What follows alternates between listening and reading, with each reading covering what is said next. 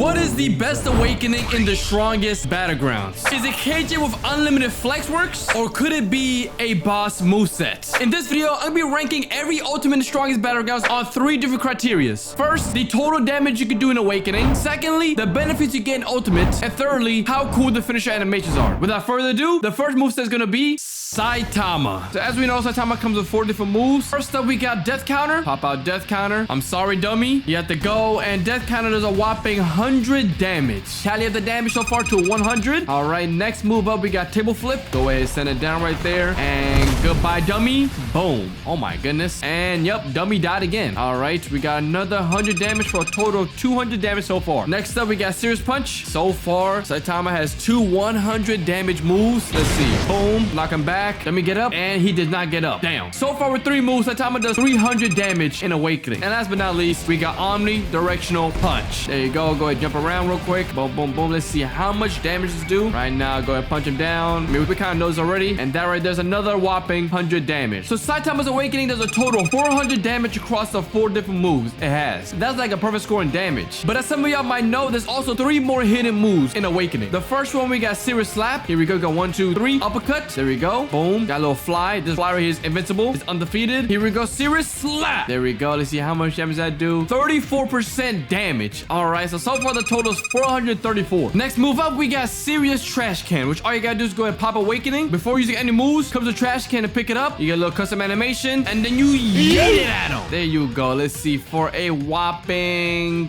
what the heck? Only 15% damage. Hold on. Is Serious Trash Can weaker than a base trash can? Let me find out real quick. Regular Trash Can, throw. Let me see. What does more damage? What the heck? Regular Trash Can does more damage than Serious Trash Can? Oh my goodness. This can't be. So the normal Trash Can throw does 20%, while the Serious Trash Can does only 15%. Oh. Even though Serious Trash Can seems pretty unserious, that still brings up Saitama's damage and Awakening to 449 total. But we got 1 more move left, with the last one being Serious Sneeze. And all you gotta do is pop Awakening and then have a little wall combo. Boom. There we go. Keep him away. Serious Sneeze. Damn. Okay, here we go. Let's see how much damage that does. That does a whopping 66% damage. However, we must deduct 15% damage because the form ones in Awakening by himself do 15% damage. Oh, 14%. Okay, never mind. My fault. So in that case, that brings down the new total for Serious Sneeze to a whopping 52%. Golly, that sneeze is serious. Meaning with all the Awakening moves added together in damage, Saitama's ult does a whopping 501 damage. Now that right there is some elite damage. Now let's go and talk about the benefits. The strongest hero is the only moveset in the strongest Battlegrounds that doesn't have an Awakening bar. Meaning once you pop Awakening, you can stay awakened for as long as you want. The only downside is that you can only do 2 moves maximum per Awakening, which are either Serious Sneeze, Serious Trash Can, or a Serious Slap, plus any one of these 4 moves in your toolbar. And after that, your Awakening is gone. So you're kind of limited in your Awakening. I ain't gonna lie. I feel like most of the time players stay in base for the most time and they just troll around with Death Counter a little bit. But other than that, not much you could do. Another benefit is that in Awakening, you run faster, which I'm not sure is a benefit or nerf, because other players can easily tell when you're awakened simply based on how fast you're running. So if you try to be sneaky, you gotta be careful not to run around and just walk normally, act like an NPC until you go ahead and pop out Death Counter or Omnidirectional Punch. But if you somehow miss one of these moves, oh boy, you have to go back and regrind the entire bar, which also is a con. I ain't gonna lie. It's time for us to move on to the finisher animations.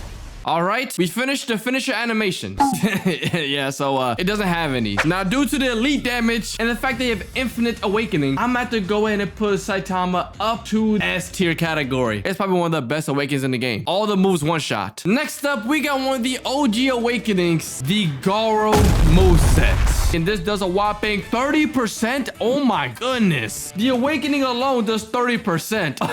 That's insane. Okay. All right, the first move in Awakening, we got Water Stream Cutting Fist. How much damage to do? Boom. Lock him down. Oh my goodness. And that does a whopping 26% damage. Go ahead and tally that up in the total. So far, we're at 56% damage. Next move up, we got the Final Hunt. Going up and blocked by James. Oh my goodness. That just destroyed his back. We do a whopping 69% damage. Oh my goodness. Phenomenal. Bringing up the total to 125. Next move up, we got Rock Splitting Fist. Rock Splitting Fist. All right, that does a what the heck? Ugh, that's an ugly amount of damage. All right, that's a total of 37.8% damage. And that brings up the total to an ugly 162.8% damage. Now, for the fourth move, we got Crush Rock. And it comes with two different variants, the close range and the long range. I'm gonna test out both and pick whichever one does the most mad damage. First, we got the close range version. Here we go. Crush Rock. Boom. Stare at him, dummy. Hey! Ah! Oh my goodness. All right, that does a whopping 30% damage. And now for the second variant, the long range variant. Here we go. Boom. And German suplex him. Oh my goodness. What the? He just hopped up. And it does, oh wow. It does only 27%. All right. So in that case, I'm gonna go ahead and use the close range variant, which does more damage. And add that 30 damage to our tally, which brings it up to a total of 192.8 damage for Garo in Awakening. And I ain't gonna lie, compared to Saitama, that is garbage, bro. Oh my, like barely even 200, bro. Now let's go ahead and talk about the benefits in Awakening. Out of all Awakenings, the strongest Battlegrounds, the Hero Hunter's Awakening is definitely one of the least exciting ones to do. You don't really get much benefit in Awakening. Your speed doesn't change much. You don't get an overpowered block or even teleport dashes or even anything at all, for real. And unlike other characters, none of the moves in Awakening have a single cool cutscene animation. Now, one of the main benefits I could think of in Awakening is the fact that you can go ahead and spike people with Final Hunt,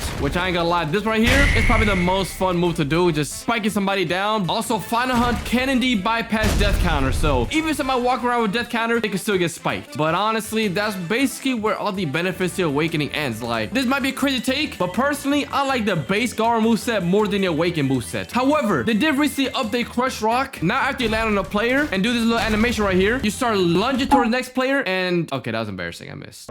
You launch to the next player and grab them and continue the animation. And you just keep doing this and keep spamming it. I ain't gonna lie. So in theory, your Crush Rock could hit every single player in the entire server if they're all like bunched up together. But other than that, there's not much benefits you have in Awakening. And for any cool animations or finishers in Awakening, you basically have none. The only one is really Crush Rock close range animation. But other than that, all the other animations have been left untouched for the past 9 updates. That's why for me personally, Garo's Awakening, I'm gonna have to go ahead and give it a D tier. Next up, we got the Cyborg Genos. For the first damage calculation, we're gonna do the Awaken animation. If you awaken on somebody, it knocks them back a little bit and does a whopping 16.8% damage. Oh my goodness, not the 0.2 again. First move in Awaken, we got Thunder Kick, which comes with 2 different variations, a miss and a hit variation. So first up, we do the hit variation. Boom, wait, aim, and boom. The hit one does a whopping 41% damage. Not bad for the first move. But what if you miss it? Let's see. Boom. Oh my goodness, a knockup.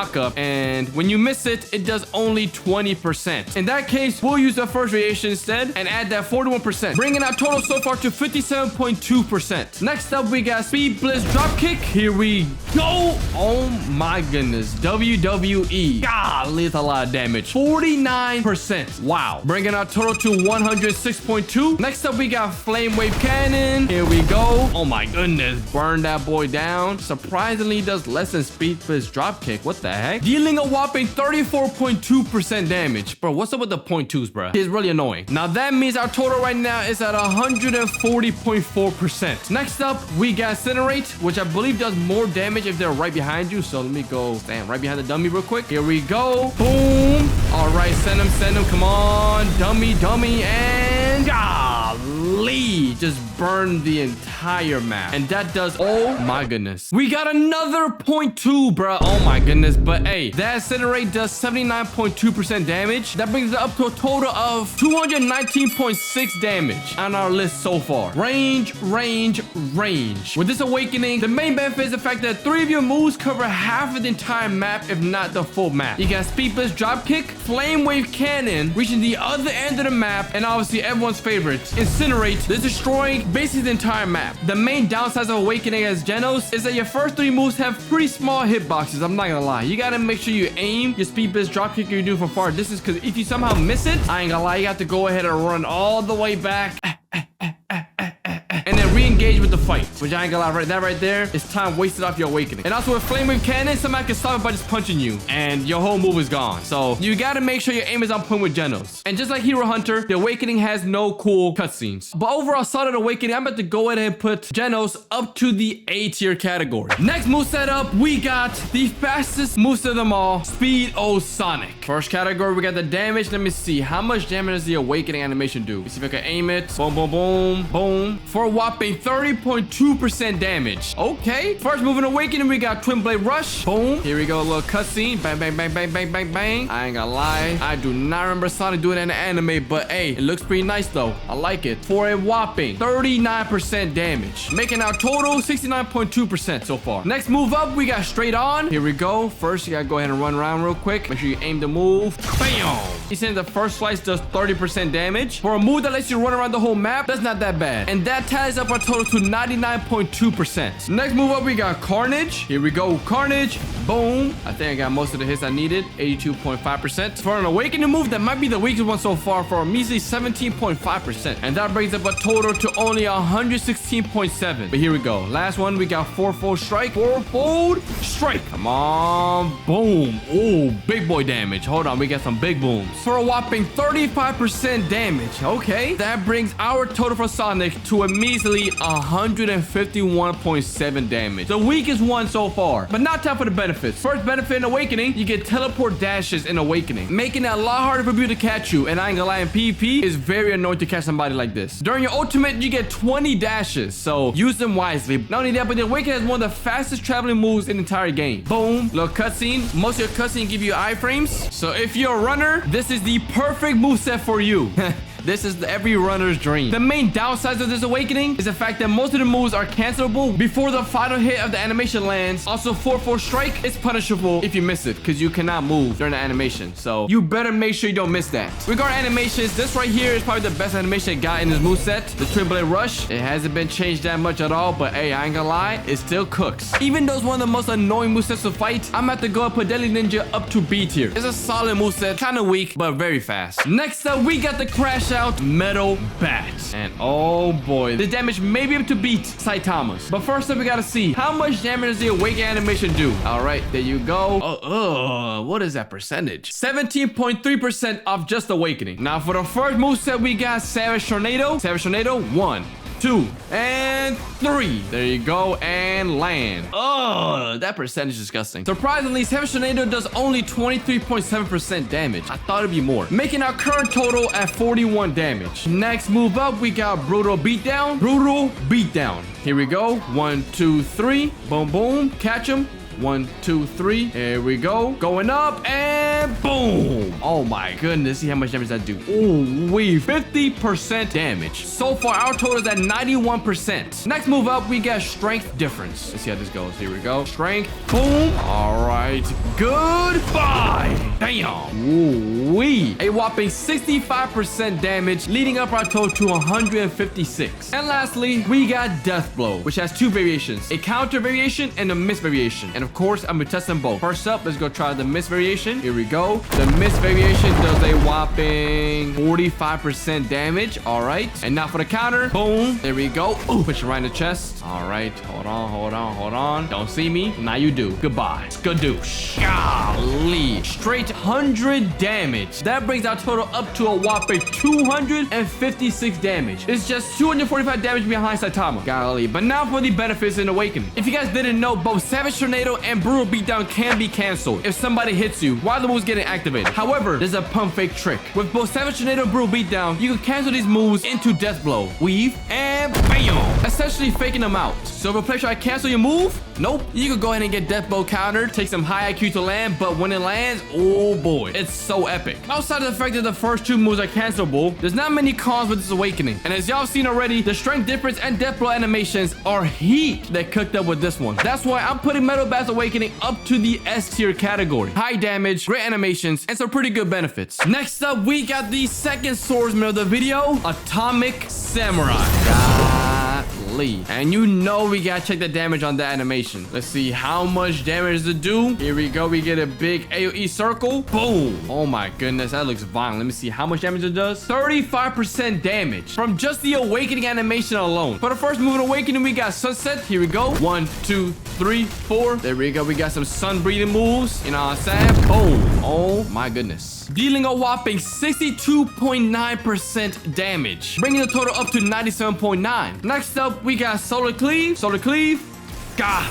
Boom. Quick and easy. And that move does only 29% damage, bringing the current total up to 126.9. Third move up, we got Sunrise. Sunrise. Got cooler animation. Here we go. Boom. Charge at him. Bang, bang, bang, bang, bang. Slice him up. Oh my gosh, look at the impact frames. Dealing a whopping 46.6% damage, bringing our current total up to 173.5. And now for the last move in Awakening, we got Atomic Slash. Atomic Slash. Oh my goodness. Zoom down to your atoms. Slice them up by the atom. Boom, boom, boom. Blow them up. And goodbye. Oh my goodness. An easy 100 damage. But hold on. I got another variation. Let me see. When you miss it. Boom. There you go. Wow. What the heck? It still does 40% damage when missed. That is dangerous. But obviously the first hit does more damage. We're gonna go with that. Bringing our damage to a whopping 273.5. Making Atomic Summer's Awakening the second highest on the list in terms of damage so far. Now for the benefits. In Awakening, when your flame turns red like Tanjiro's sword, that means that your M1s are stronger, if you guys didn't know that. And also Atomic Slash bypasses Death Counter and Death Blow, making it one of the rare moves that can bypass both. While Solar Cleave can be used to get up close to the person and close the distance between you guys. And then once you get close, it's basically over. I ain't gonna lie. You're not surviving an Awakening. And don't even get me started on the animation. Hold on. Not even Atomic Slash. I'm talking about Sunrise. Look at this. Boom. This animation right here is quite literally heat. Impact frames? Oh my gosh. Overall, this Awakening was well made. That's why I'm about to go ahead and put Atomic Samurai also up in the S tier category in front of Metal Bat. Yes, in front. Next up, we got the S rank 2 professional hero of the Hero Association, Tatsumaki. We got the Awakening animation. My guess right now, she may have the highest Awakening animation damage out of any other character so far, but that's my guess so far. And we get, what the heck? That's only 12.5% damage. Okay, it's a lot less than I expected, but all right, we could go ahead and add that to the board. Next move up, we got Cosmic Strike. Yeah, here we go. Spawn a whole meteorite on him. Bam! Oh my goodness, that gotta do a big boy damage. Let me see. That's a damage output of 52.3, meaning so far our total is at 72.8 for Tatsumaki. Not a bad start. Next move up, we got Psychic Ricochet. Here we go. Psychic Ricochet. Punch him up. Yeet. Boom, boom, boom, boom, boom. And slam him down. Golly. That move right there did a total damage of 40.5. So add that to the tally, and now we got 113.3. Next up, we got Terrible Tornado. Come here, dummy. Boom. Here we go. Drag him around. Slam him down. All right, charge up your punch. Here we go. United States of Smash. Golly. What? It's not a one tap?